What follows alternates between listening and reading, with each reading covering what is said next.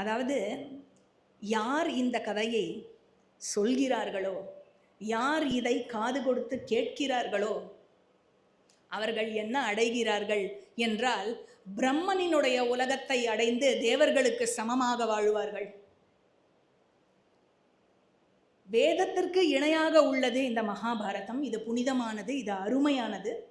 கேட்கப்படும் எல்லா விஷயத்திலும், of all things that are heard, this is the greatest. இதுவே மேலானது, பரமமானது.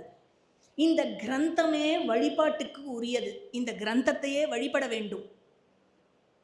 இந்த கிரந்தத்தை படித்தா என்னென்ன பாபம் போகும் அப்படின்னாக்க, கர்ப்பத்திலேயே கருவை கலைக்கும் பாபமானது, அவ்வளோ பெரிய கொடிய பாபம் சிசுவதம், அது போகும். எவன் ஒருவன் கொடூரமான பயங்கரமான பாப்பியாக இருந்தாலும் அவனுடைய பாபமானது நீங்கும். காயிக்க வாச்சிக்க மானச